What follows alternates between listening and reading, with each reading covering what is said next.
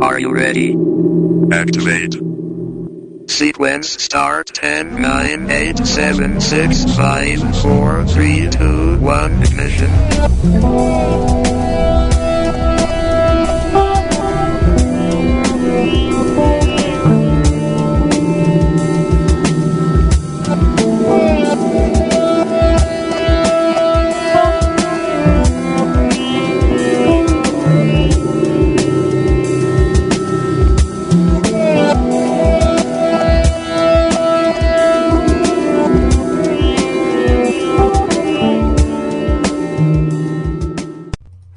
Well, good evening, everyone, and welcome to Shadows in the Dark. I am your host, Jeremiah Greer, and I have finally rounded up good old Sonyador, who is joining us tonight. He was MIA there for a while, but we have him back. He's staring at me as we speak. But I want to welcome everyone to the show. We're going to have a great show tonight, as we're going to be welcoming Dr. John Lerma on here in about 15 minutes or so to talk about pre-death experiences. This is going to be very interesting. I'm kind of excited about tonight's show, so that will happen here in about 15 minutes or so. But a lot of things going on around here. I do want to let everyone know we are still working on getting those archives up as quickly as possible. It's a lot of work, but we're trying our best to do so. But, so, just be patient with us. We will definitely get those up. And I want to remind those who are, who maybe are not signed up for our show reminders, you can do that right on the website, shadowsinthedarkradio.com. If you look over on the right-hand side, you will see a little box there that says show reminders. Just fill in the information and hit send. You'll get an email confirmation. You don't have to confirm that you are not a robot or something along those lines. And, we'll send those out a few hours before each live show so you won't miss one. So make sure to do that. Well, I'll tell you what, let's go ahead and get in the news today, see what is going on around the world as we have dug up some interesting stories.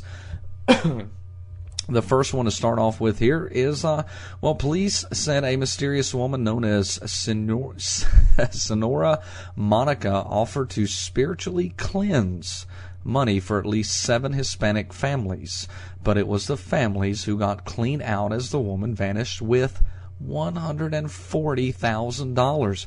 The victims told police they met Sonora Monica at a swap meet or heard her advertisements on a Spanish-speaking radio. She advertised that she could help with anything from palm reading to infertility. The families turned over the money for cleansing and were supposed to get it back Sunday night at the woman's storefront, but she never showed up. Police say much of the information on the business license from the store is false. Now, I have to say that is the first I have ever heard of cleansing money. Well, a new program offers people a chance to adopt one of the stars in a catalog of targets where scientists hope to find Earth-like extrasolar planets. For $10, members of the public can select a star to adopt from the catalog and receive an email certificate and updates if any planets are discovered around their star. All the money raised goes towards funding scientific research on stars.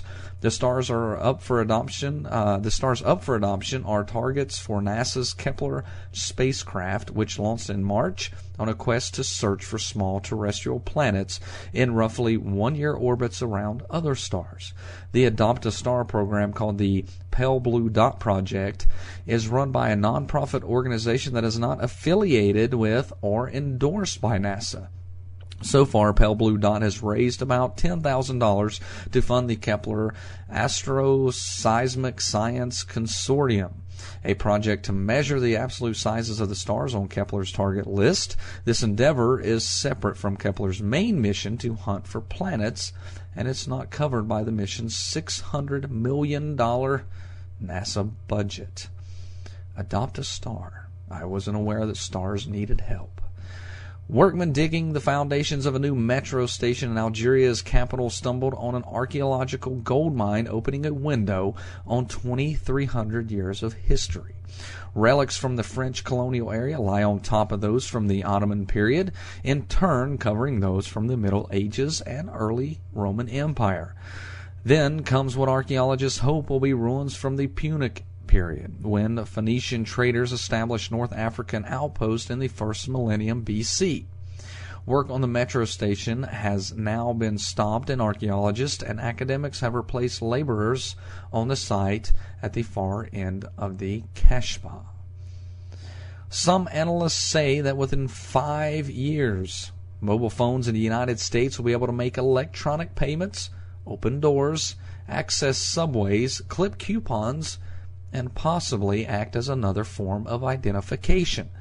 These futuristic uses for phones are becoming reality in countries like South Korea and Japan, which typically are ahead of the United States when it comes to mobile technology.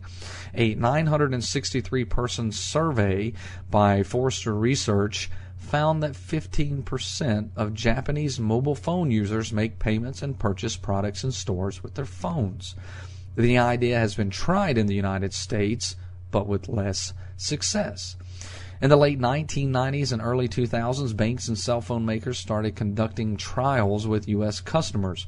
Limited groups of people were given the ability to scan their phones to make payments, enter stadiums, and access public transit.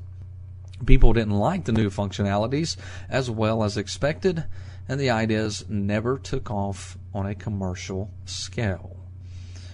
That's kind of interesting. We'd be using our phone for a lot more than what we are now. Not to say, I use my phone for quite a bit. I mean, you take some of the technology that's out there now with cell phones. You can browse the internet. You can, keep up with your email. Cell phones have really, really advanced in a very short period of time. I just can't imagine opening my door. I don't know. That's kind of odd. Well, Norwegian scientists' large cross-sectional study of more than 50,000 people have found that caffeine seems to both cause and prevent hurting heads, otherwise headaches. In a study published in the Journal of Headache Pain, scientists at the Norwegian University of Science and Technology concluded that people who consume high amounts of caffeine each day are more likely to suffer occasional headaches than those with low caffeine consumption.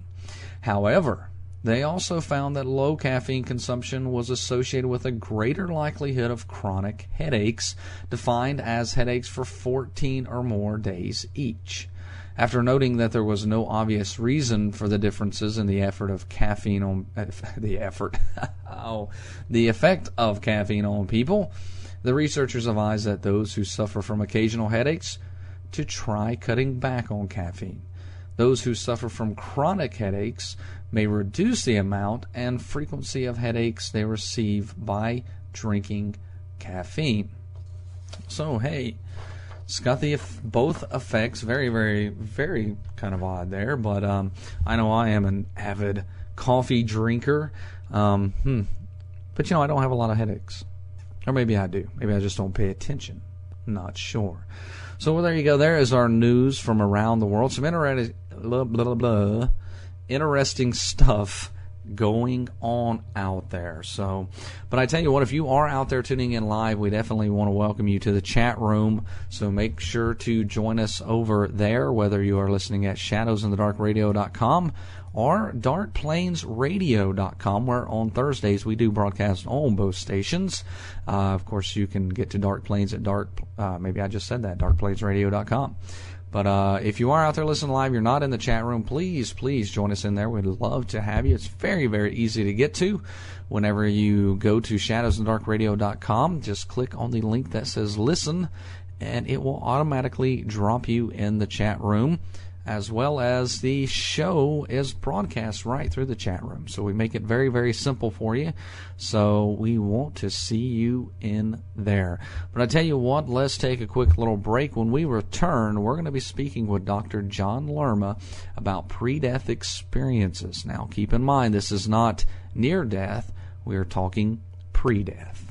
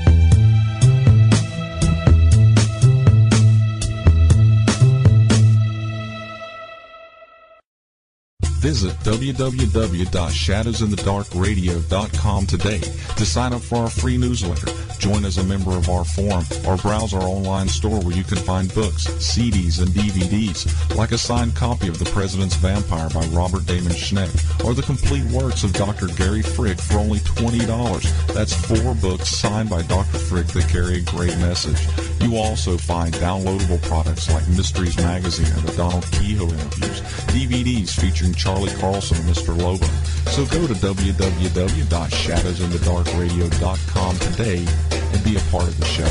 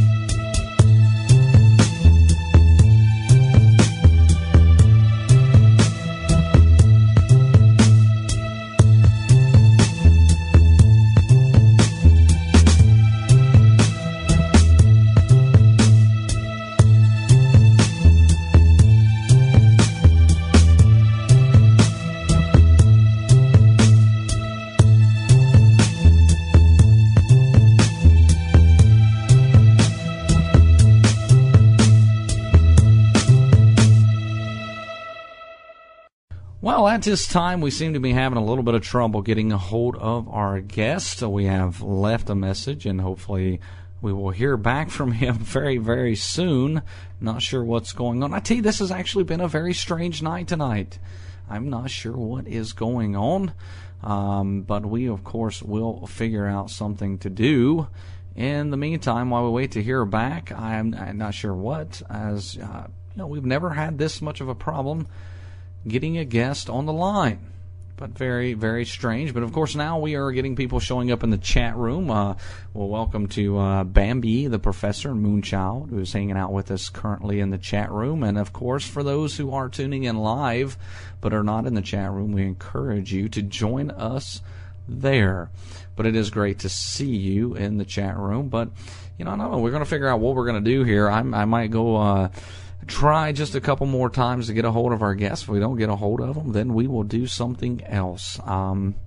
We can, no problem whatsoever. We have shot from the hip many shows, but I always, I like having the guests on. I was really excited about tonight's show. I thought this was going to be very, very interesting, but who knows? And like I said, I'm sure we can get something rounded up if we don't. But it's not the first time it's happened, but, we eventually got a hold of them. But, I hope everybody's been having a great week. The work week, of course, is almost over. A lot of great things coming up here on Shadows in the Dark as we move forward. I'll tell you what, let's take a little bit of a look. Who do we have coming up over the next few days? Let's inform everyone on that. We've got a lot of great shows. We're working on some other great shows coming up that I'm really, really excited about. And let's see. Oh, well, our calendar does not want to come up. Again, the weirdness continues. Why does the calendar not want to come up? Let's try it again. Here we go, and nothing. Wow, that is just wonderful. Here we go, more and more strangeness coming through. I tell you, sometimes this just happens on the show. It is so odd. Well, I can tell you this. This I can say for sure. We do have coming up on this Sunday, our first hour guest will be Mark Schiffer, who will discuss Nikola Tesla. I don't think we've ever done a show on Tesla, so this should be very, very interesting. Of course, one of our favorite guests of all time, John Hogue, will return to give updates on his predictions that he made for 2009.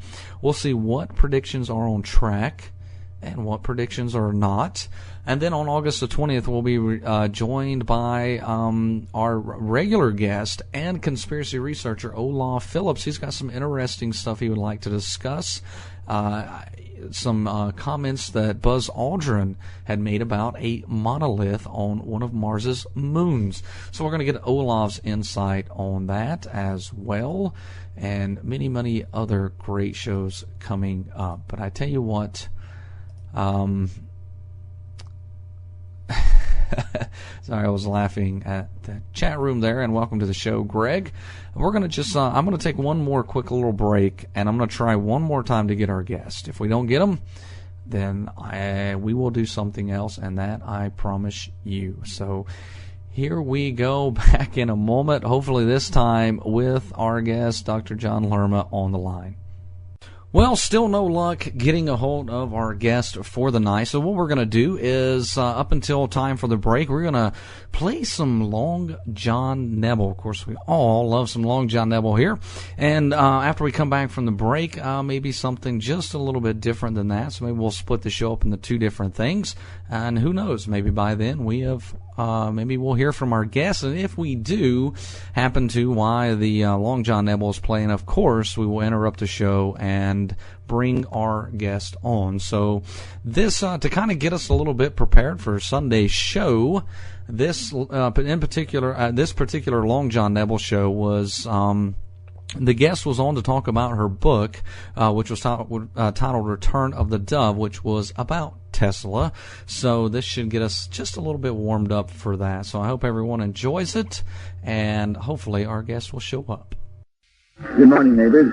This is Long John with the party line. We're around from midnight to 5:30, 6 mornings during the week. Monday mornings we get started about 1, continue through till 5:30. That means we're on the air for some 37 and a half hours a week, and during that time I have the pleasure of talking to many interesting people. Tonight we're going to be talking with Margaret Storm. Margaret has been with us before, and we're going to be talking about her new book, Return of the Dove. Now this is a very, very exciting book. You may not buy everything that Margaret states in her book, but you certainly will be interested in reading it. Margaret tells us a lot about Tesla, or Tesla.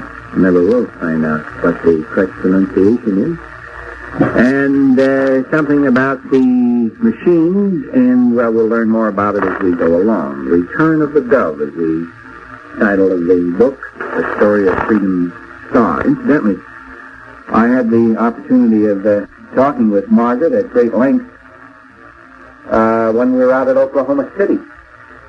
And she told me some very, very interesting things, which I hope that we'll be able to get into this morning.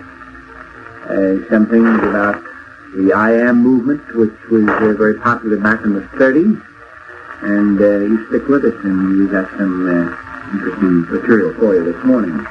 Ellery Lanier, author and lecturer, is with us this morning. Eden Gray of Inspiration House is with us, and one American sports writer, handicapper, and very handicapped. I saw him that tonight. So, no further comment. With our guest of the morning, Margaret, I think that she spent about 2 or 3 additional days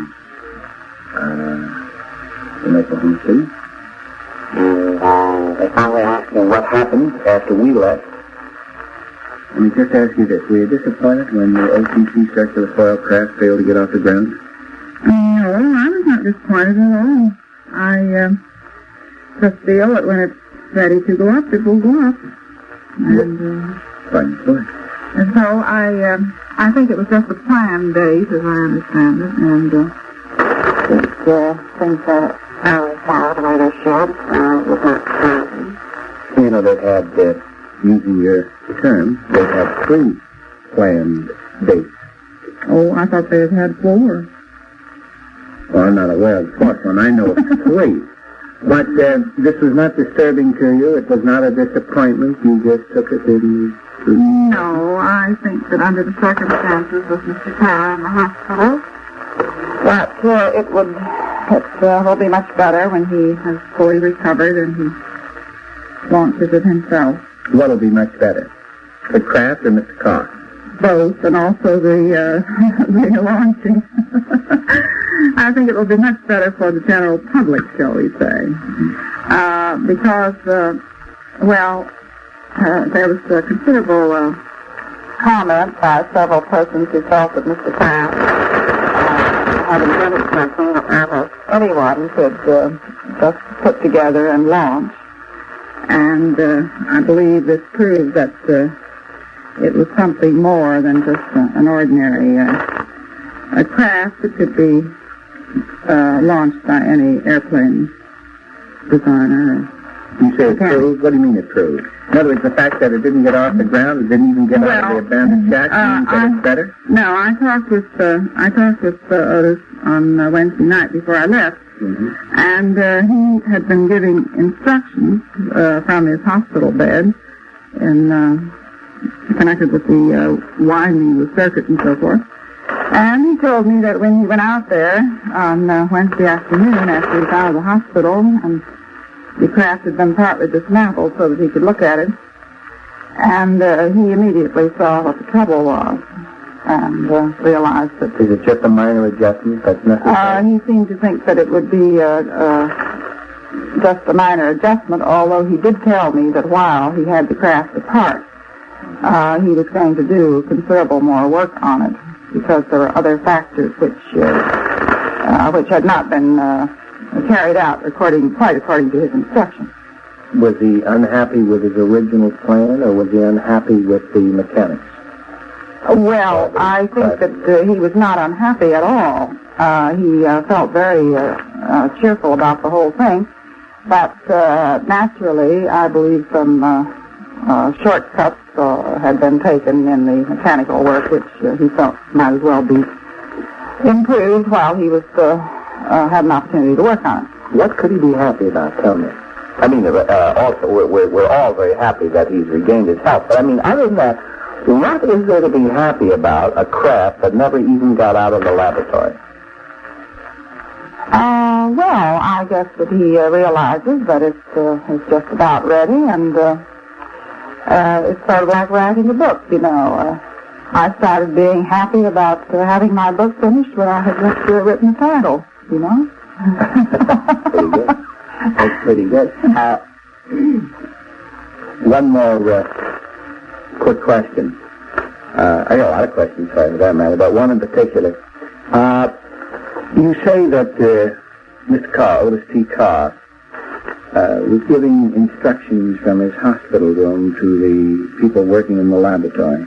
In the shed or whatever it was. Yeah, well, I mean, sometimes, you know, if I'm in a good mood, I say laboratory, otherwise I say abandoned shack, whatever it may be. The place that it was in, all right? Yeah. Margaret, why was it necessary for the Great One to give this information from his hospital bed if he had a set of plans, or didn't they have a set of plans to work by? That I do not know. You see, I was not there, and I never did see the craft, you know, or this place it was in. I had an opportunity to go out there a couple of times, but I just didn't bother. And I believe that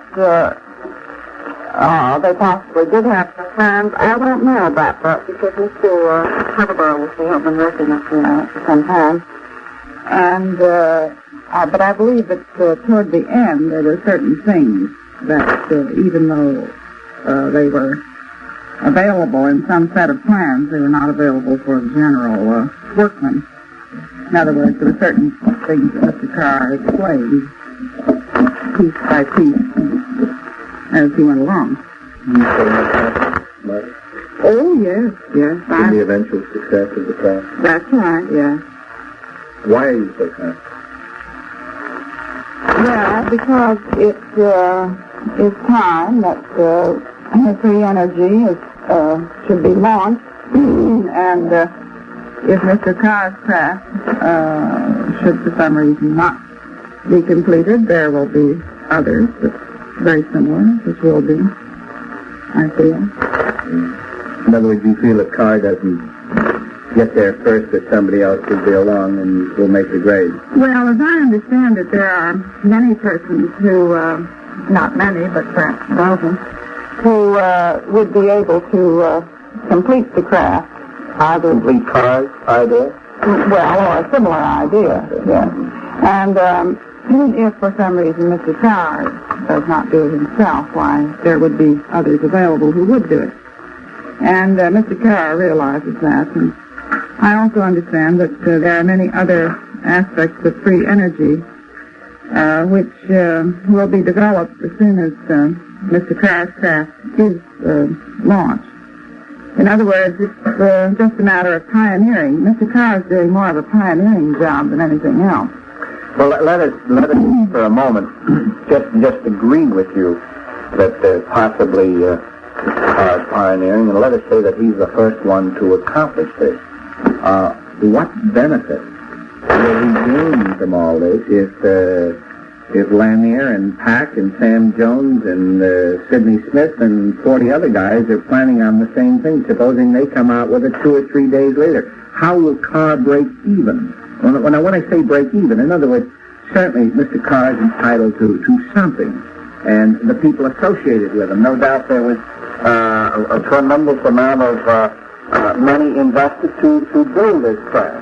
Taking all of that into consideration, if everybody is trying to do the same thing, and let's say that they don't accomplish it on Monday, Carr accomplishes it on Monday, and they come along on Wednesday or Thursday or 6 months later, what will Carr have that he can make $1 on? And he's certainly entitled to something. Mr. Carr told me a long time ago that in the course of his 30 years of research work, that he had come across possibly 100 different ideas for the development of free energy devices. Out of these, he finally selected 2. One has come out of the neutron accumulator, the other as the Corrado gravity motor. The neutron accumulator, which is the device used in the spaceship under consideration, is only for motion application. That is, it can be used in planes or trains, automobiles, steamships, boats, anything that moves. However, that naturally limits the application, and the real thing that we will be interested in will be the free energy device which Mr. Carr calls the Corrado gravity motor, which can be used in all fixed locations, for instance, for home units or factory units. In other words, this can be installed in a home, and you can build your home out in the desert or the forest. It will supply you with all the electricity you need to light your home and heat it, cool it, and operate various electrical gadgets. This, therefore, is a very practical thing. There are very few persons who are going to need spaceships. And, of course, as time goes on, trains, planes, and boats, steamships, that sort of thing can be powered by the neutron accumulator. And the little spacemobiles, which are planned, will, to a large extent, replace automobiles. But there are many other devices, even at the present time, which can be used to power automobiles, for instance, and they can therefore be operated without fuel.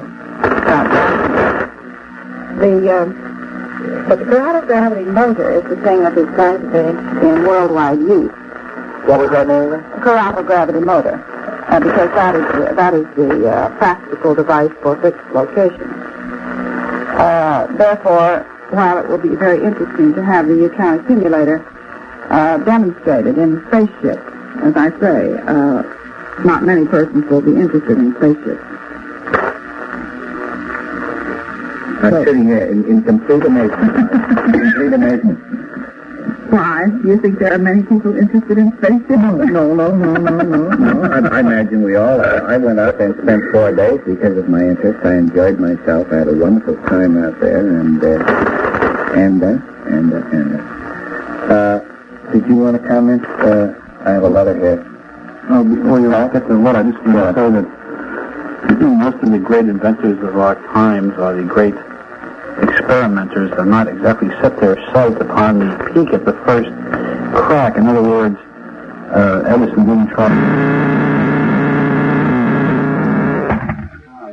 in a small light which might possibly light up a small room or a portion of the room. This is what surprises me about Mr. Carr, because I should think that these great inventions which are going to run our air conditioning and keep all the dust out of the air would be the first things that he would try to work on, not the spacecraft, which is a little bit of the, should we say, it takes in a lot of problems that don't have anything to do with free energy.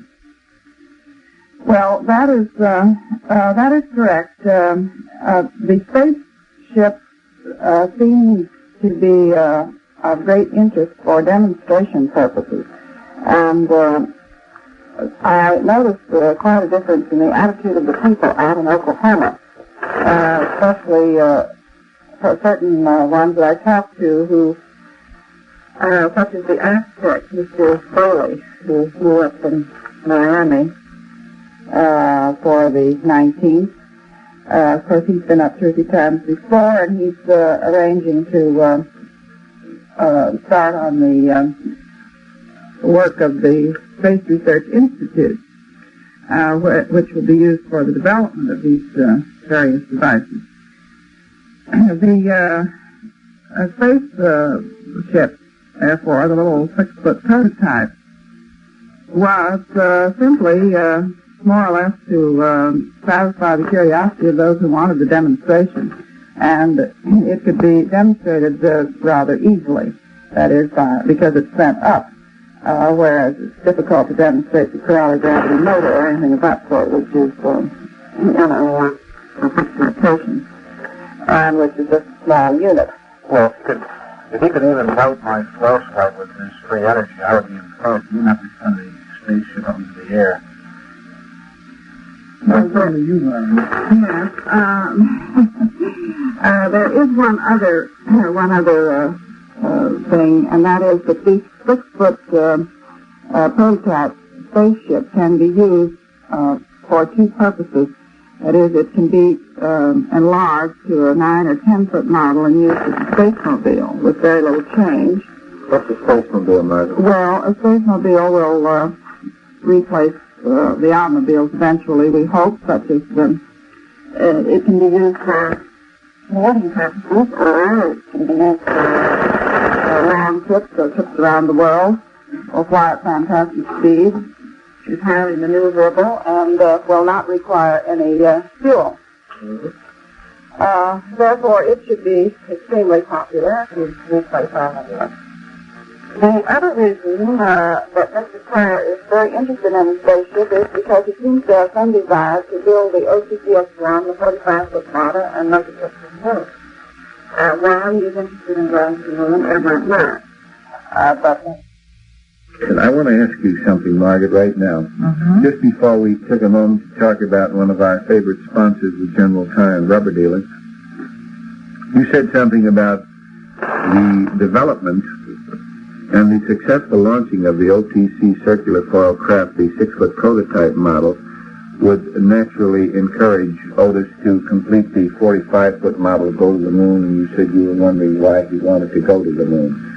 Are you saying that you don't think that Carr will be able to make it on December 7th, 1959 because of the failure to launch it this past April 19th? Oh, no, I don't think that would have anything to do with it. As a matter of fact, according to what Otis told me, the 45-foot model is supposed to be ready for testing along about October, and should certainly be ready to go to the 45-foot model? That's what I think. You're not talking about the ride that they have in the...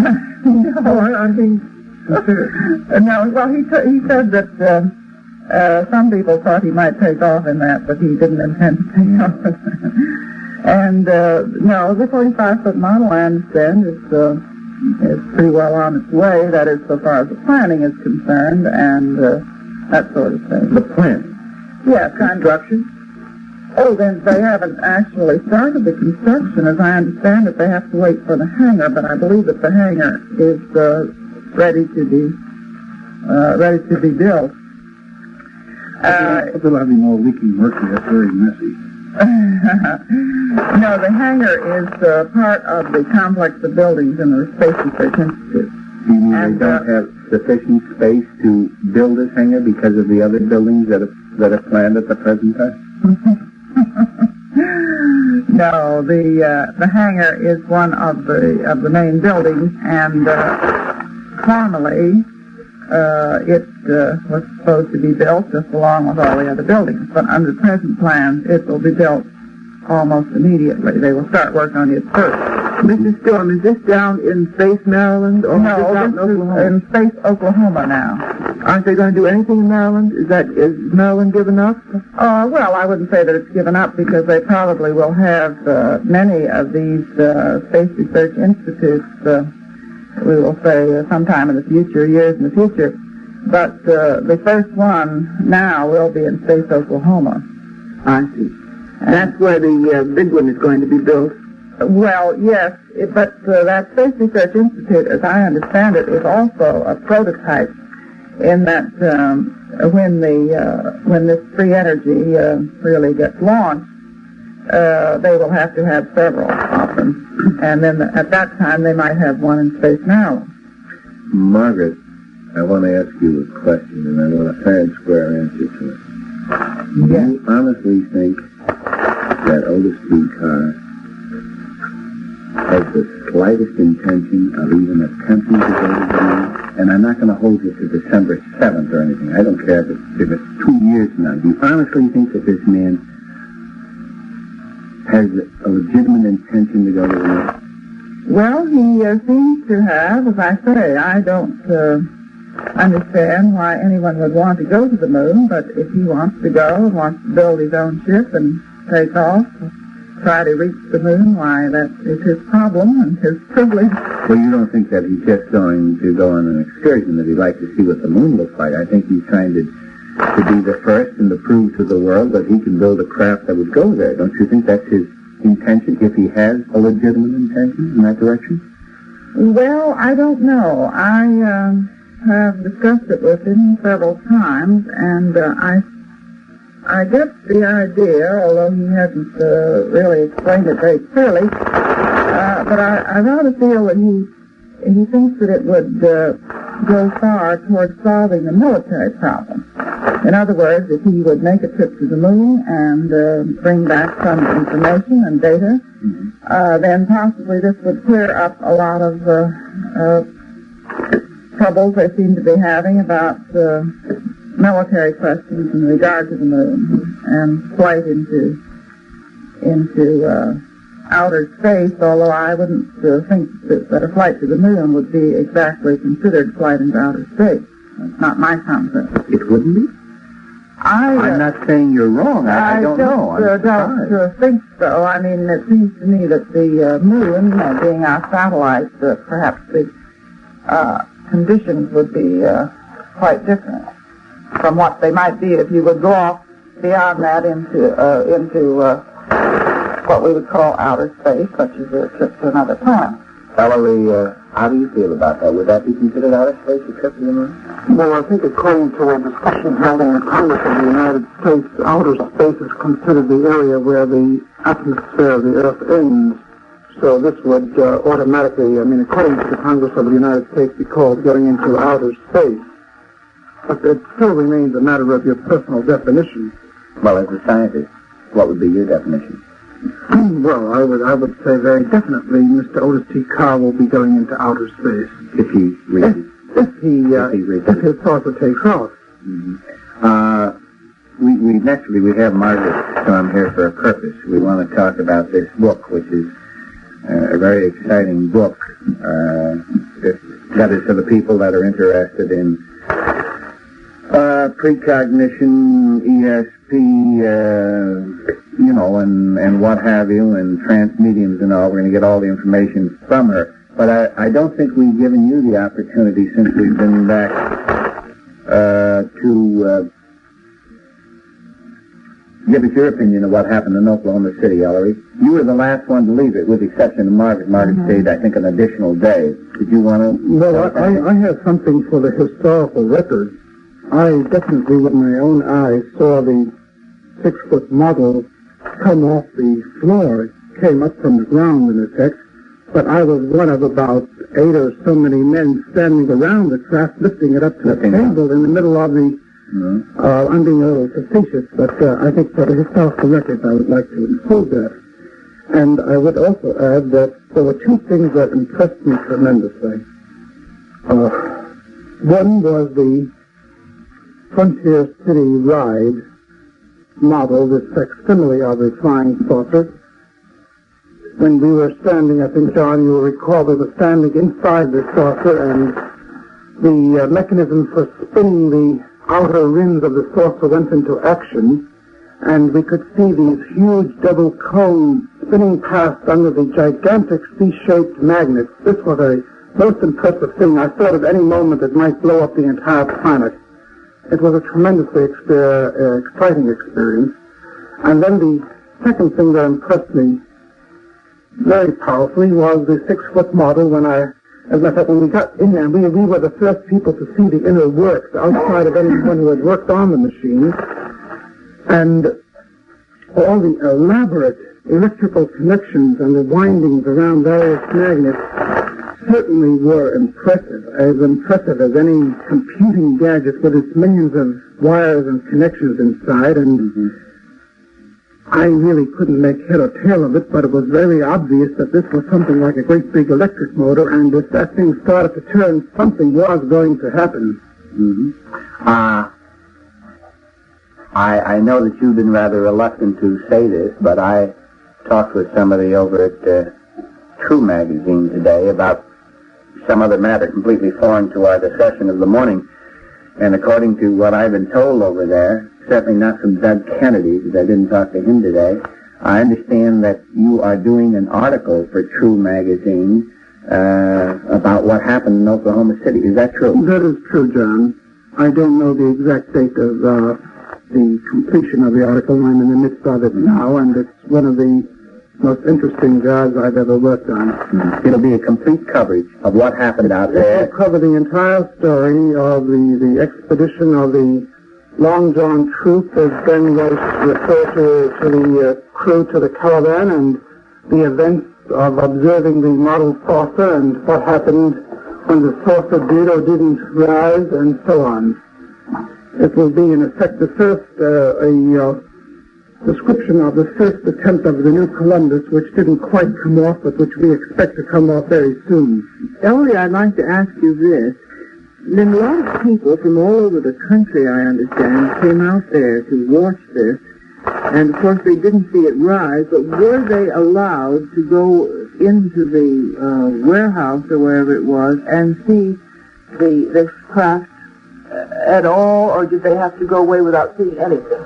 They did see the craft. There were certain small parts of the inside of the machine that were covered with some sheets of paper or fabric taped over, just very small details of the mechanism. But people did see the 6-foot prototype model, and I know I was there when there were many members of the press present when they saw the 6-foot model was spinning. It was actually simulating the motion in which it would go into flight. And that was a tremendously impressive sight to watch this 6-foot disc of shining silvery metal spinning in the middle of this abandoned warehouse. Lord Pat. Well, I'd like to go back to start in on the Return of the Dove, the very interesting book by Margaret Storm, which is, I think, published by Miss Storm also. Yes, I'm a publisher now, too. Yes, I must confess to you, Margaret, that except for listening to Otis T. Carr mention Nikola Tesla, I guess that was the pronunciation, I had never heard of the man, frankly. And I read your book, and this made me more and more interested in Mr. Tesla, the late Mr. Tesla. And I was stunned to read of his accomplishments, especially alternating current and things like this. And I see that magazine you just mentioned, True, labeled him the man who invented the 20th century. He was alive 87 years, yet he must have lived a great deal in obscurity, didn't he? Well, I believe that during his later years he lived a rather obscure life, but during his early years in the United States, of course, he came over here when he was quite a young man. He received all of his education in Europe, and during his early years in the United States, he was extremely popular socially, and he dined each night at either at the Waldorf or Delmonico's, and he was he gave a great many dinner parties and that sort of thing, and he entertained quite frequently at his laboratory on which I think it's now West Broadway, South Fifth Avenue in those days. And he often had many guests come down there and watch experiments. Well, he was quite well known in both in the earlier days. the thing that noted me, Margaret, is that it's been some years since I went to school, but I still remember pretty well. My oldest daughter is going to high school now and studying physics and things like this, and physics of alternating current. Nowhere in the books that they read is his name mentioned. I think it's a terrible loss. It is, yes. Of course, my understanding is that it was purposely suppressed. Mm-hmm. And, of course, he left more than 1,200 major inventions, which Mr. Matthews did that, Mr. Average Matthews in Canada. But yet most of his inventions were suppressed, and the public has no knowledge of them whatsoever. Well, the business about the alternating current is fabulous because I think the job of changing over in New York City hasn't even been completed, if I'm not mistaken. Now, there's still some direct currents like this. We still have definitely. My apartment, for instance. And it makes it very difficult for people who don't have equipment set up direct current. Alternating current, actually, of course, is much safer as well as being more practical. And I just can't understand this suppression. Is there any reason for it, do you know? Well, perhaps Mr. Tesla himself had something to do with that, in that he was such a great inventive genius, and he had such tremendous plans for the globe. He never considered anything any smaller than that, and he had a habit of obsoleting his own inventions. And this caused the manufacturers much distress, because by the time they got all ready and set to turn out to mass produce something that he had invented, why he would have a new invention which would obsolete that. This happened in the case of alternating current, because he came up very shortly after that with this tremendous world wireless power system, and he said that should be used instead. That is, there should be no wires or cables or conduits. The electricity should be beamed, somewhat like a radio broadcast. Well, is this having to do with free energy also? Well, no, not in the sense that it ties in with anything that Otis P. Carr is doing. No, that's a different thing. Margaret, this question that Warren has just asked you is one of the great things that Tesla almost accomplished. And, of course, it would change our entire civilization if this thing came about. All electric wiring would simply disappear. That's right. And you could have power available anywhere. What I want to ask you is, number one, is that this was really serious. This wasn't any flippant joke or imaginative line of research. This was something that Nikola Tesla was very seriously working on, as far as you know. Oh, yes, he had completed it, I think we could have had it around the turn of the century, possibly even before, and if we had used it at the time that he suggested, then it could have been used when the electrical age was being built up and developed, so that we would not have put up all these wires. Now, he was very, very forceful on that one point. He said, do not put up all of these wires and cables and powers and so forth, because you will only have to take them down. And many persons in those days have no idea what he was thinking of.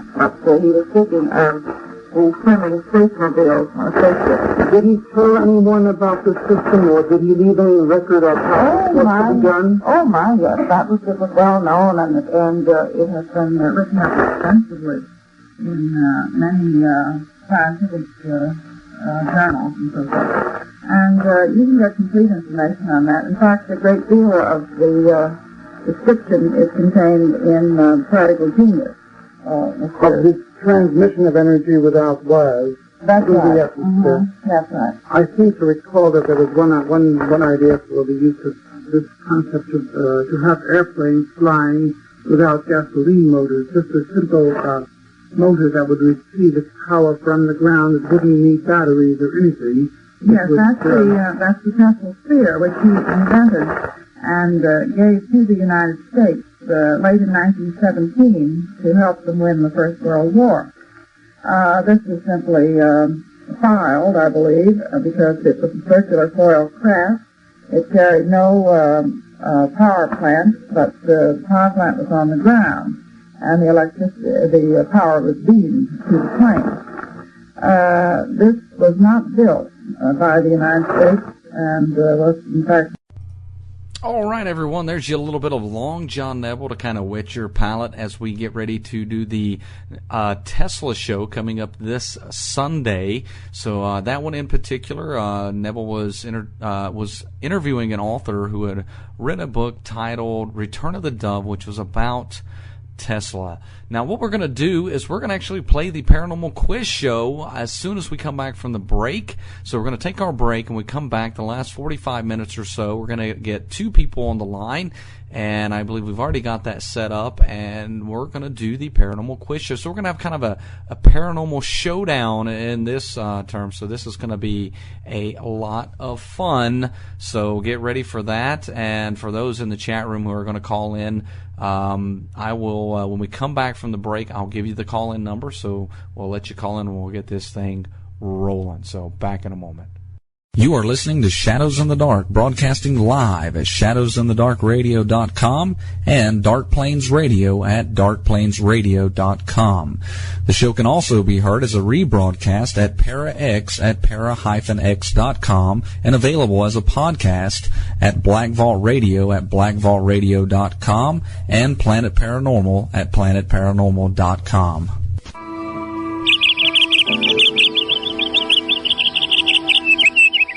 Have you been wondering what gift to get that special person in your life?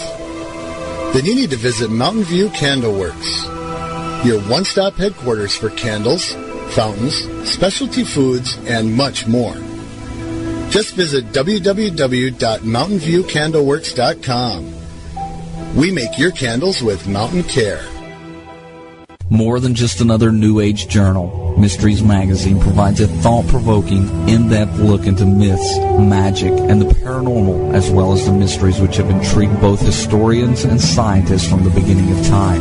So subscribe today by visiting www.mysteriesmagazine.com or pick up a copy at select newsstands throughout the U.S. and Canada. Again, that was www.mysteriesmagazine.com. Challenge your beliefs.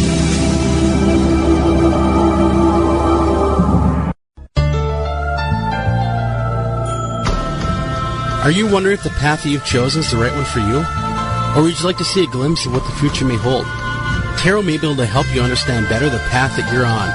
The cards don't lie, nor do they lead you astray, as they're a vehicle for messages from God, angels, and guides. Have your cards read for you by world-renowned tarot card master Scotty Roberts. To schedule a private reading with Scotty, visit www.tarotbyscotty.com today and find out what the cards may hold for you. Hello everybody, this is Mr. G from the World Paranormal Society and from Haunt the Hunters on DarkPlainsRadio.com. I would like to tell you about a website. It's called TreasureForAllUSA.com, where I got everything from knickknacks to complete DVR systems. A place where you can shop for everything and everything. And if we don't have it, I'll find it for you. That's again, TreasureForAllUSA.com. Everything from DVR systems, TV sets, knickknacks, and gifts for loved ones. Come check it out, TreasureForAllUSA.com. You won't be disappointed.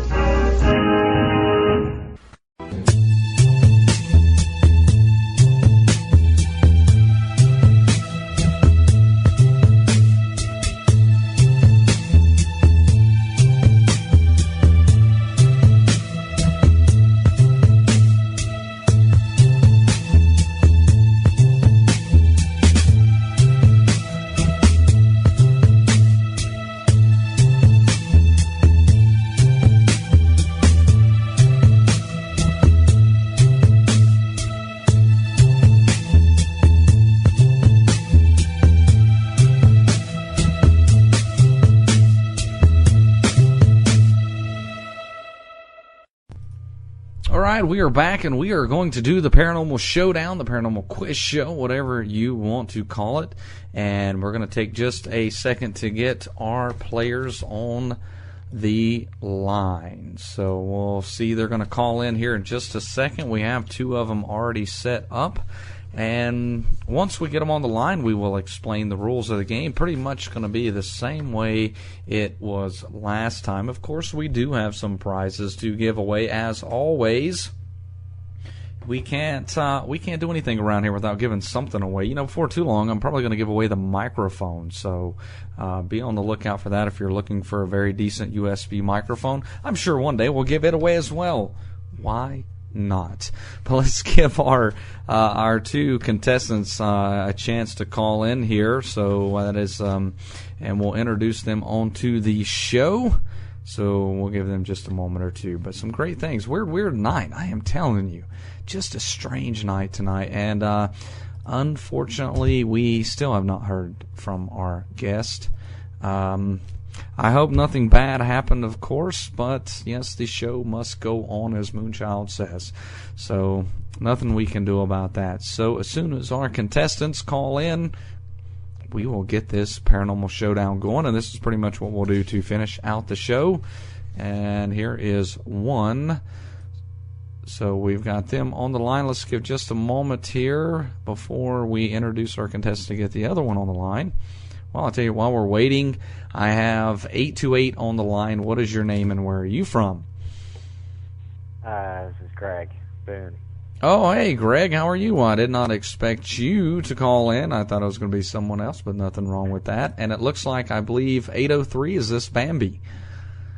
Yes, hi. All right, so we have Greg and Bambi on the line. And, of course, Bambi, you are from South Carolina still yet. Is that correct? That's correct. All right, good old South Carolina. Yeehaw. So we have North Carolina, South Carolina going at each other here, and Bambi and Greg. So are you guys ready? I'm ready. Yeah. Wow, I feel the excitement. So, what? Here is the... Here are the rules. This is how the game is going to be played in case you missed the... and Knock is saying, by the way, it is a fight to the death. But here is... this is how the... here's how the game is going to be played if you happen to miss the first Shadows in the Dark quiz show. What we'll do is I'll ask questions. These are paranormal related questions. It could be a question about Shadows in the Dark itself, or it could just be a paranormal question in general, cryptozoology, ufology, ghost hauntings. You just don't know. Some are tough, some are easy. It goes both ways. I did try to make this one a little bit easier than last time. You get 1 point for every question that you answer correctly at the end of the game. Basically, we'll play a couple rounds, and we'll take a few little breaks here and there, just a couple minute breaks to give everybody a breather. And whoever has the most points, of course, wins first place, and then there's second place. Both will get a prize, so no fear for that. Good. You will get something. Even though Bambi has won quite enough from Shadows in the Dark, we are still going to give you a prize. So, thank you. Yes. Do you have like a whole little storage building just for Shadows in the Dark prizes, by the way? I have them all in my closet mostly. In your closet? I don't have... Yes, because I live with my mom, so I'm back to, like, having a bedroom that belongs to me, and that's all. You know, I don't have a whole house to put things in, just a bedroom, like a teenager. Well, you could pin it up on the wall. I don't have anything to put on the wall, really. Your pictures... Actually, I have the signed pictures in my drawer. I do need to put those on the wall. Wow, you are proud of those pictures, aren't you? I am. They're in a drawer, though. Okay, let's continue on for Bambi. Makes me feel really bad.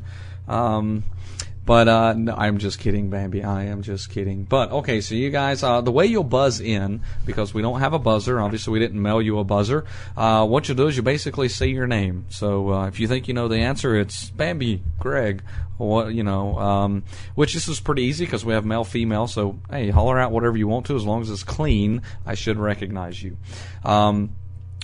Also, you'll have about 5 seconds once the question's asked to answer to buzz in, and about 5 seconds after you buzz in to answer, because of course we don't want you Googling or Yahooing or Binging or whatever you use. So everybody clear on the rules? Yeah. Yes. Okay, sounds good. So, first question. Let's see. Let's start off with a simple. Well, you know what? Let me write your names down first, so I can keep score. Y'all do want me to keep score, right? Yeah. Uh-huh. Okay. Here we go. Hush, I'm on a radio show. Shut up. Hush, I'm on the radio. I'm sorry. Wow, that's going to make the best of clips, I'm sure. All right, here we go. First question is, well, actually, you know, this is easy but tough. You have to think about this one, and depends on how long you've actually been listening to the show as well. So, yeah, you might be, Greg. What was the color scheme of Shadows in the Dark's first website?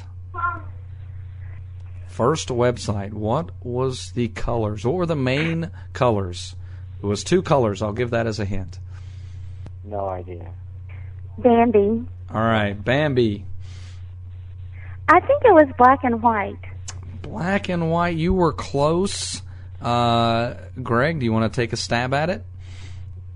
All right. Well, the colors were purple and black. Purple and black. Remember, it was the background, and inside the boxes were black, and the borders of all the boxes were purple. So that was our original color scheme. All right, here we go. Next question. Here is, let's see. Let's do this one. Define what a Class A EVP is. Define a Class A EVP. Now, I know both of you have been ghost hunting. You should know this. Class A EVP. What is that exactly? Anybody? Bambi. All right, Bambi.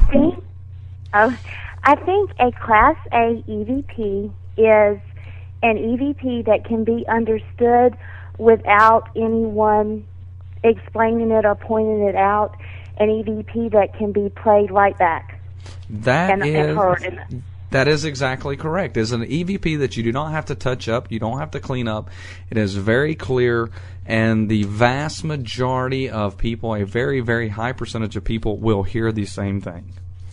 So, excellent answer. Bambi is on the board with 1 point. Greg, you were at 0, just so you know, in case you didn't. All right, here we go. Our next question. Oh, let me mark that one off so we don't ask it again. I have to say, that was 2 tough questions to start off with. Should I give you guys an easy one? Sure. All right, here we go. Okay. Door. What? I told him to shut the door. I'm sorry. Oh. Bambi's got other things going on. Greg, she is distracted. This is your opportunity to tie up the game. All right. Here I'm going outside. Oh, okay. That makes sense too. All right, here we go. I'm trying to find an easy one. Wow, maybe I didn't do many easy ones. Huh. Okay, name the 2 founders of the Atlantic Paranormal Society, otherwise known as TAPS. the two founders of the Atlantic Paranormal Society, also known as TAPS, which are the ghost hunters, by the way. There's your little hint. I'm shocked, but I don't know it. You don't know it? You saying you don't know? I don't know their last names. Okay, first names will be acceptable. Better move. Looking for something to throw at me. Jason and Grant. Jason and Grant. That is correct. Bambi on the board with 2. Greg, come on, buddy. Let's get in the game here. All right. Bambi with 2. Greg with 0. All right, here we go. Are we? Next question. Let's see here. Okay, here we go. Surely, both of you guys know this one. Where did Jeremiah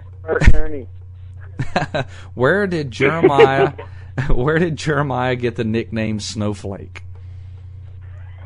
I'll take specifically, or I'll even take the state. Bambi. Okay, Bambi. Georgia is correct. Greg, if you can give me the specifics, I'll give you a point. Jail. I'm going to give that to you because you're behind. So Greg is on the board. It was McIntosh County Jail, to be specific. Baby, we got to help him out a little bit, right? You're right, yes. Yes, Bambi's running away with her. We can't let that happen. So, yeah, I know. All right, here we go. Let's. Oh, that is just too funny. Okay, what? What SITD guess, which is Shadows in the Dark, what Shadows in the Dark gets his predictions from what is known as the Devil's Chair? What SITD guest gets his predictions from what is known as the Devil's Chair? Anybody? Bambi, all right. Professor Slim King? Yes, the Professor Slim King. He's even in the chat room. Bambi with 4, Greg with 1. We gave you. That's right. We gave you a point. I did get a pity 1. You did. You did, and so you're still in the game. You're still in the game. Okay. Is Ramsey not giving you any help, Greg? Yes and no. Okay. Well, we'll tell her she can give you help. All right. Because I can get help if you'll help me. We'll allow that. No Googling, but you can get help from Ramsey. So we will allow that. All right, here we go. Next question is name at least 3. Name at least 3 of Jeremiah's 4 kids. 3 of my 4 children. What are their names? And nobody knows my kids' names? I'm sorry. Man, I feel hurt. I feel really hurt. All right, 5 seconds if nobody's going to buzz in. All right, the name of my children: Achilles, Orion, Austin, and Dylan. Ah. All right. Wow, we are rocking and rolling tonight. Those are nice names. Yes, they are nice names, but a point would have been nicer, wouldn't it? All right, next. Yes. Very girly. Next question. You have a 50-50 chance of getting this question right because it is true or false, so there is no reason not to buzz in. True or false? Shadows in the Dark has been turned down by potential guests due to the lack of a large enough listenership. Bambi. Oh, Bambi beat you, Greg. I'm sorry, Bambi. That's true. That is true. Yes, in the early days, we were turned down by a number of people. Uh-oh, I hear a fight going on. Fight. And Bambi has got 5, and Greg has got 1. So we're going to ask one more question. We'll take a quick little break. Let's see if we can... Greg, what's your specialty? Anything you got a lot of knowledge in? Because you're getting blown away here. Anything computers, usually. Anything computers. Anything about computers. I don't have a computer-related paranormal question, though. Well, how about this one? What government agency has been releasing many of its UFO files to the public? What government? Bambi? Yes, Bambi. Well, I'm sorry. I know it's like the Ministry of Defense in Britain, and then in the U.S., is it the FBI? No, it was the Ministry of Defense is what we were looking for. They have been the ones who have really been releasing a lot of stuff. Wow. Greg, I'm going to give you a half a point just so you kind of stay in there. So we have Bambi at 6, Greg at 1.5. So we are... So we're... I'm sorry, that was funny. So, well, let me find us something to take a break on right fast. And we'll take a quick little break. Let me just find something to queue up here, because unfortunately I was not smart enough to queue something up. I was too busy making questions. So, how about... Oh, this will be a nice, fun little song here. So, all right, we'll be back in a moment, and we'll see if Greg can catch up, or if Bambi's going to continue just whipping his butt. All right, we're back with the Paranormal Throwdown, Showdown, Quiz Show, whatever you want to call it. In this case, it is just a beating is really what it has turned into. Bambi right now has 6 points, running away with the competition, and Greg has 1.5 points. And I'm sure some of you who have just tuned in are wondering, how in the world did he get a half a point? Well, we felt sorry for him, quite honestly, and thought we'd give him a little bit of a boost. So, Bambi and Greg, which now, Greg, you now have a teammate. We are trying to give you as many chances as we can here, so it is now you and Ramsey on the phone. Or actually, we will say, Ramsey, do you mind if we use your real name, or do you want us to stick with your chat room name? It don't matter. Olivia's fine. All right, well, Olivia and Greg. So here we go. Our next question. This is a Shadows in the Dark question. So here we go. Who was the guest on Shadows in the Dark's 100th show? Who joined us to celebrate our 100th show? Olivia, I guess. All right, Olivia. Is it okay if I guess? Well, of course it is.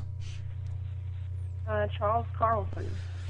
Charlie Carlson, no, that was a good guess, though. I will give you that. That was a very intelligent guess, but no, it was not Charlie Carlson.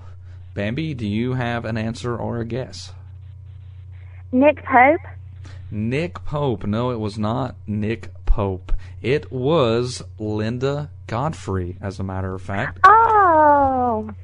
Yes, Linda joined us for the first hour and to talk about her latest book that was out at the time, and which we even gave away during the second hour. She stuck around for an extra 15 minutes or so while we just kind of celebrated.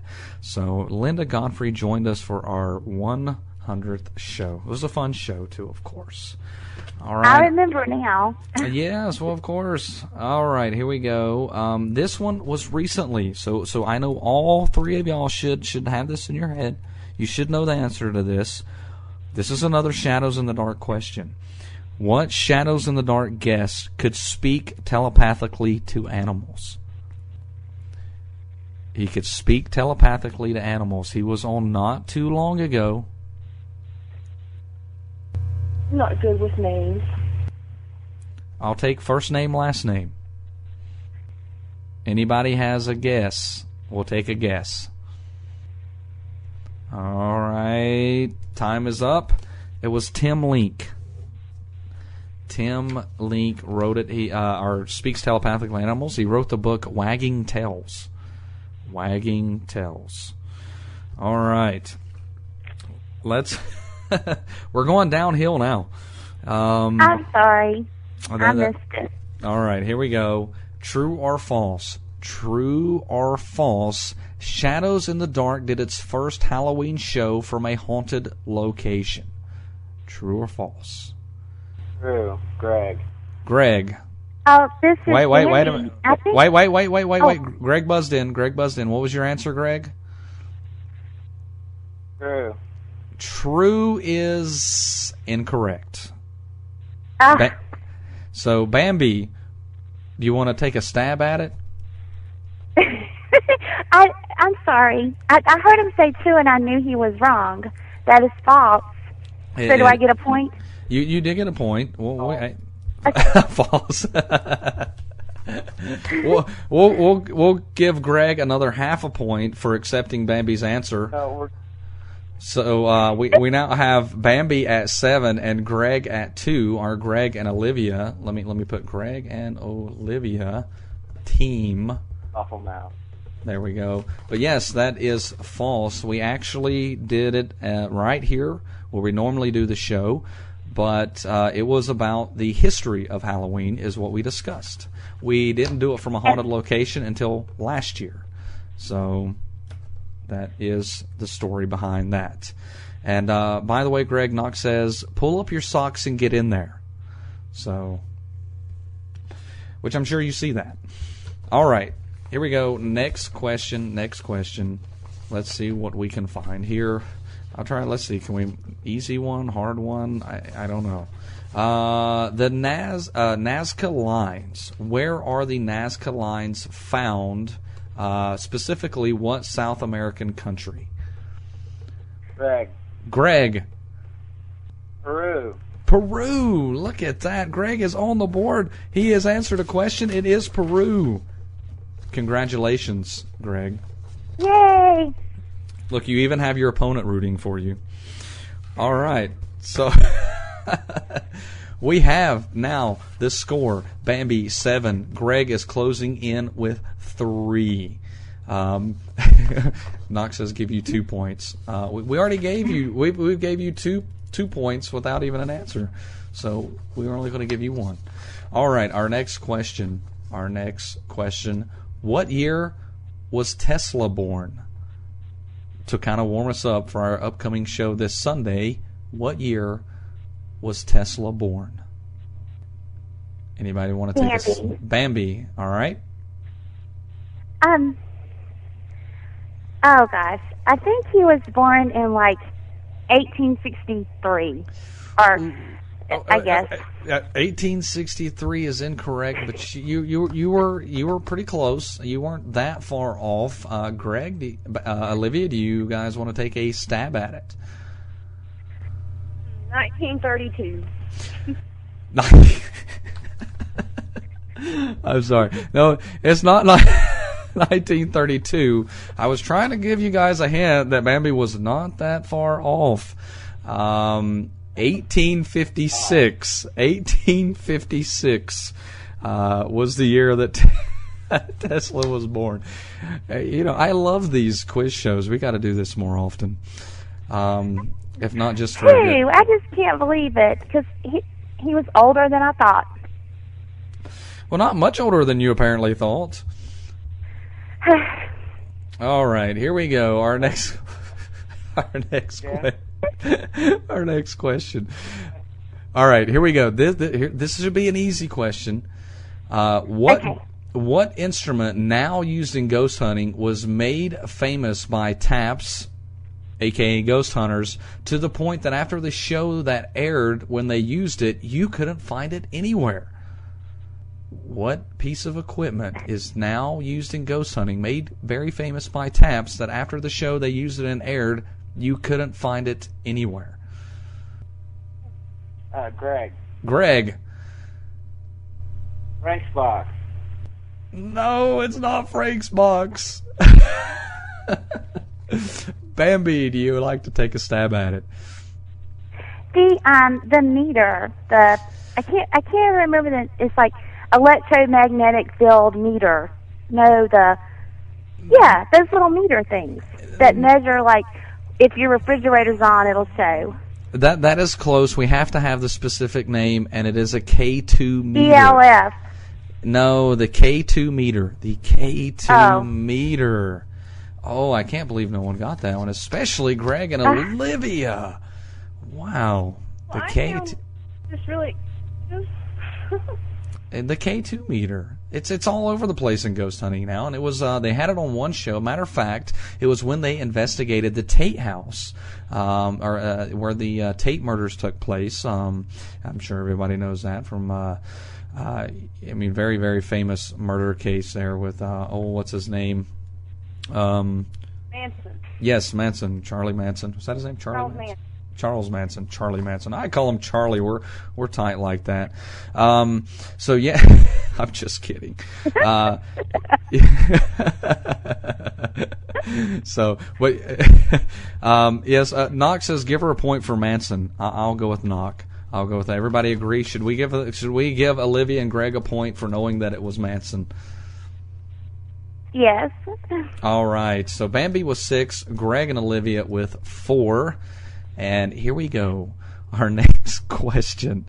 Oh, man. What famous researcher is known as the original ghost hunter? He has been dubbed the original ghost hunter. Very famous psychic researcher. Many people refer to him as the original ghost hunter. The original ghost hunter. Very famous. Very, very famous. He's dead, by the way. Just so you know. His first name rhymes with Larry. His last name rhymes with Rice. What? No idea.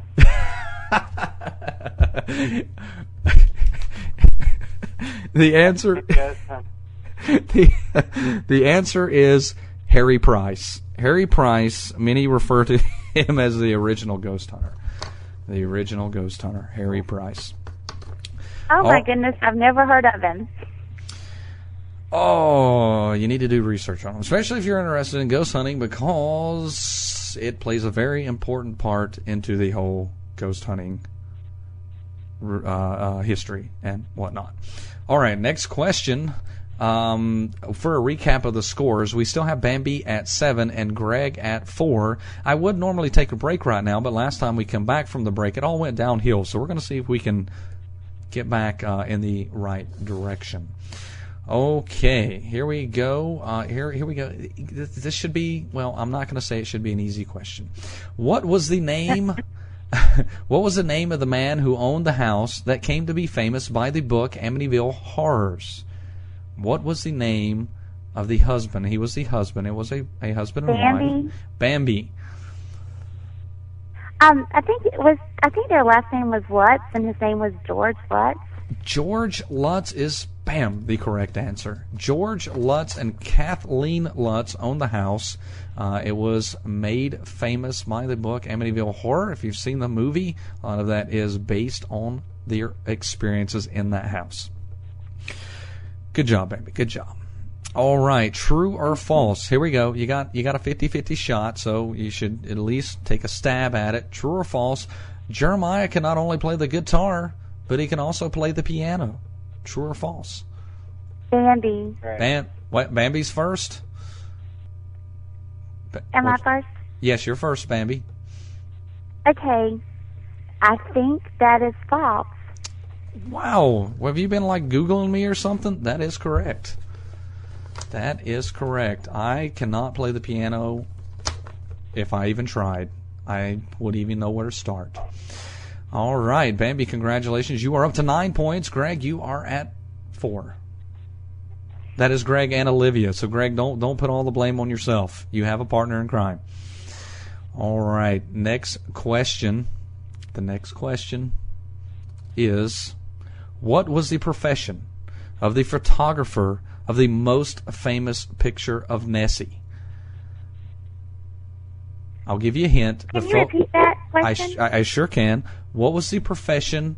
I won't call him photographer. Maybe that's a little misleading. What was the profession of the man who took the picture of what is considered to be the most famous picture of Nessie? considered to be one of the most striking pieces of evidence of Nessie's existence. And Bambi. Bambi first.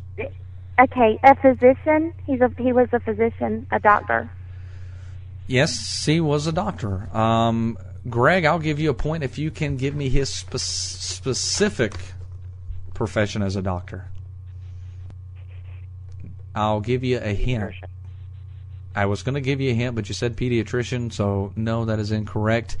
The picture is referred to as the surgeon's picture, which is a little bit misleading because he was a gynecologist, actually.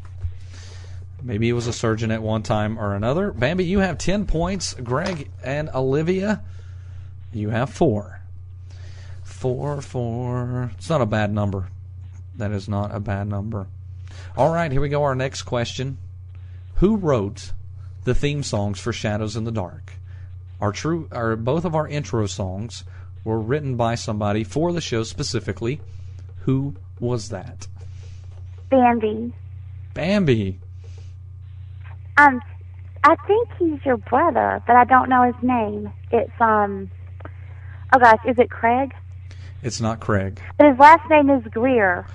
Wow, how did you come to that conclusion?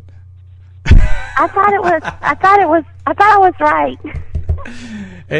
I will accept brother. I did put brother as an acceptable answer, my brother, because many people don't know his name. I don't say it much. But Greg, Olivia, I'll give you a bonus point if you can tell me his name. No, I can't. All right, his name is Shane. Shane Greer. He is actually a professional musician, and he wrote the songs. He wrote those intros specifically for us. All right. How about another Nessie question? What type of... Maybe you're ready to go, aren't you? What type of animal is Nessie believed to be? I need the specific type. Greg? Plesiosaur. A plesiosaur. Excellent job, Greg. And Olivia, you are up to 5. Bambi has 11. I quite honestly don't know if you could catch up, Greg, but you know what? I would close that gap as much as I could. Our next question, true or false? The Roswell crash took place in 1946. True or false? Bambi. Bambi. That is false. That is correct. That is false. I'll give you a half a point bonus, Bambi, if you can tell me what year it was. 1947. 1947 is correct. Bambi now has 12.5 points. Greg and Olivia with 4. All right. We got us a game going on here. All right, here we go. This is a tough one.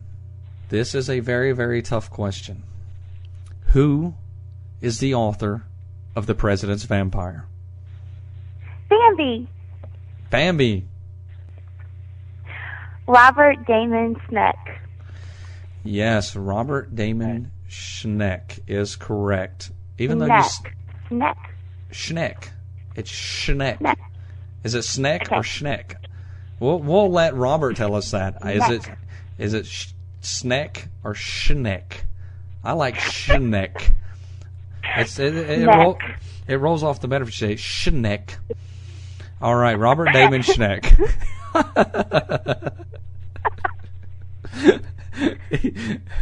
Why can't Southerners say Schneck? You know what? If we need to pronounce it correct, he needs to just call in and tell us how to pronounce it. All right. Well, anyway, Bambi, you now have 13.5. Greg and Olivia, you have 5. Yes, you have 5. All right. Our next question. I was about to ask that question, and we've already asked it. Let's mark that off. Lithobolia is a technical term for what poltergeist phenomenon? Lithobolia. Bambi. I think it's balls of fire or fire. I don't know. Balls of fire. No, that is incorrect, and by God, that would be scary. Okay. All right, Greg or Olivia. What's that? Could you repeat the question? I sure can. Lithobolia. Lithobolia is the technical term for what poltergeist phenomenon? Do you have a guess?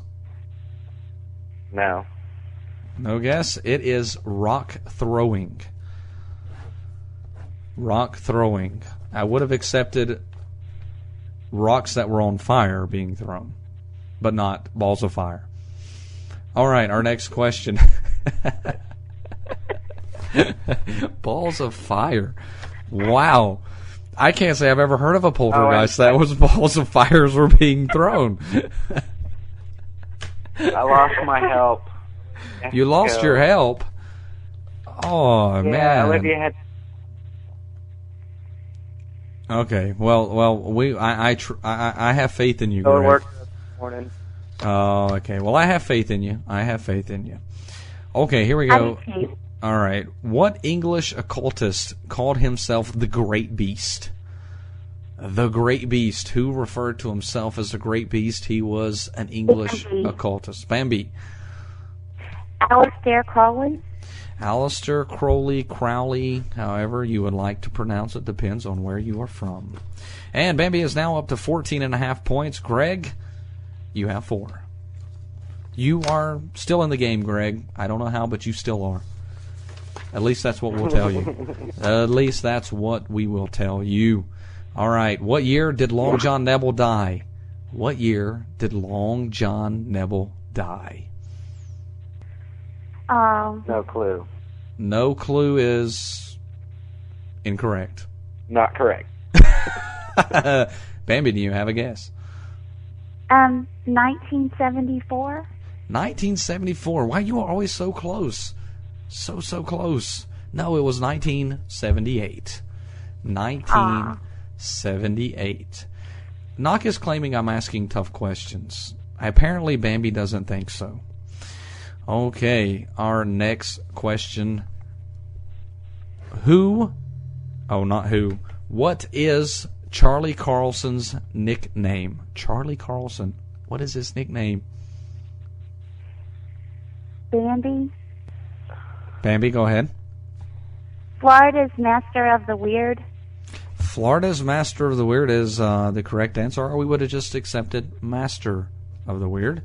Bambi now has 15.5 points. Greg, you now have 10. Greg has 10 points, and Bambi has 15.5. We won't tell anybody how. Yes, way to go, Greg. 10 points. Wow, that is amazing. All right, our next question. Only a few more questions to go here. Let's see. This is a tough one. You really have to know your radio history.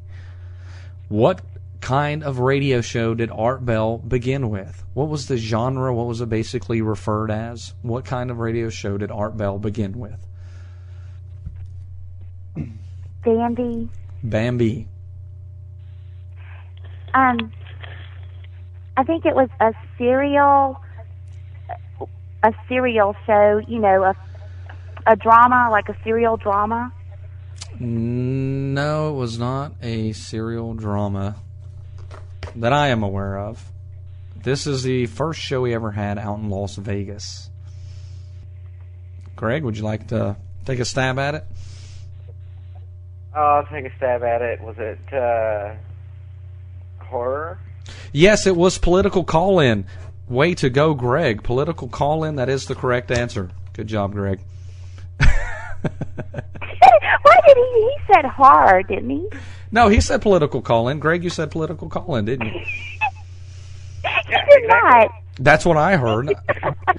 Well, okay. We will consult the judges on this, which are judges are the chat room. Chat room, please. Did you hear Political Call-In, or did you hear Greg answer something else? I mean, me, you know, I've got headphones on and everything, background noise. I heard Political Call-In. So, chat room, please.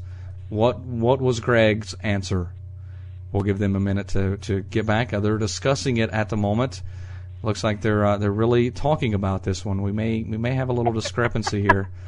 I see Knock is shaking his hands. I don't know what he's upset about. And I get one saying it was political. So it looks like, I don't know if that is the... Yep, they all heard it. Political call-in. Greg, you now have 11 points. All right. Okay. Cool. Our last question of the... our last question of the night. Here we go. Our last question. I'm trying to find it. If you can't tell, I am trying to find it. Here we go. And not that any of them haven't been tough. We're going to end on a tough one here. This is not tough. It's multiple choice. We have a multiple choice question. Oscar, the Beast of Busco, is a monster found near Churubusco, Indiana. He is believed to be a giant. A, snapping turtle.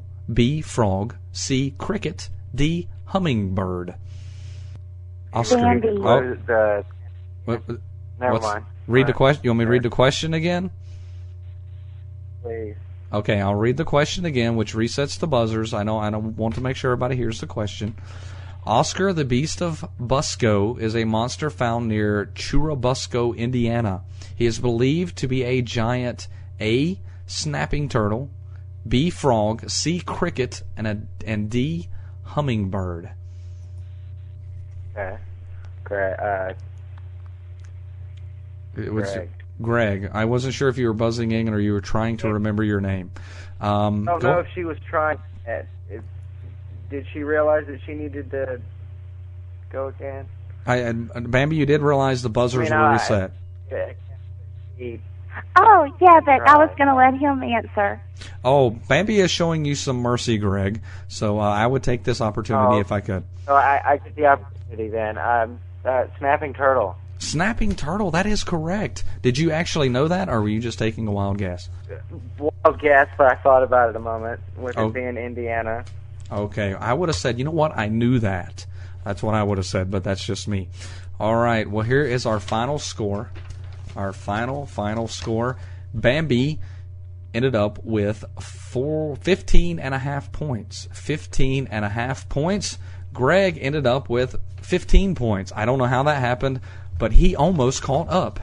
Well, congratulations. He did not. Congratulations, Greg, but that's not right. Yeah, what? He did not have 15 points, Jeremiah. I had 7 points, maybe 8. I know it's 15. That's what I marked down. I'm the official scorer, and I'm sure I didn't mess up. You know, when I put the archives up, I would go back and listen to it. I'm sure it will add up to 15 points. There's no way. This is a foul thing. It's not right. 15 points. That's what I came up with. Cross with. That's right. She still got the win, and I bet you would like to know what you won. All right. Yes. Okay, well, we're going to start with Greg. Second place winner. You received the DVD Spreading Ground. This is a movie about a serial killer. It has Dennis Hopper in it, Leslie Hope, and Frederick Forrest. I have no idea who those two are, but I do know who Dennis Hopper is. So that's what you got. It's about a serial killer. Cool. Bambi, you received 2 items. You have received the famous Harry Potter book light. You can't go wrong with a Harry Potter book light. Good. So I already have one of those, so that's good. I'll have 2. Now you can put one on each page. Yep. See? You see? What a handy thing. And the other thing that you received is a signed copy of Breed, which is by Al Going Back. A signed copy of Breed. And if you remember, Al Going Back was part of the 24-hour broadcast in St. Augustine. This is a novel, which he likes to use a lot of Native American folklore and legend. And it actually is about St. Augustine. It's about a kind of a haunting taking place in St. Augustine. Thank you. That sounds like a lot of fun. And this game was a lot of fun, and I really enjoy being part of Shadows in the Dark. Well, you know, even though you say it's fun, you're accusing me of cheating that Greg didn't get 15 points. And he did not say political whatever, political call-in. He said horror or something. No, we went to the judges on it. The judges have the final word. They said he said political call-in. There's nothing. My hands are tied. That's what I heard. They said they did too. Okay. All I can say is congratulations, Bambi, on the win. Congratulations to you too, Greg. It was very fun playing with you. It's nice to meet you. Well, Greg and Bambi, thank you so much. You both have a good night, and I will get these out to you. If I don't have your address, I will get up with you to make sure and get that. Thank you. Good night. All right. Thanks for playing. Y'all have a good night. All right. Thanks. All right. There we go. A lot of fun. The Shadows in the Dark Paranormal Throwdown. What a wonderful, wonderful time that was. And, I don't know. I guess we can review the archives to see if Greg really did say horror or if he did accumulate 15 points. I'm pretty sure that I was accurate on those, but, I can make mistakes. We will check it out. But unfortunately, it stands as it is, that Greg is our second place and Bambi is our winner. We will get those wonderful, wonderful prizes out to you. And yes, that was fun. I actually loved the quiz show. We hopefully will be doing that more and more. And I apologize if I asked tough questions. But I want to say thank you to everyone who joined us tonight, all those in the chat room. And we really apologize about the mix-up on the show, the guest not showing up, but I did hear back from him.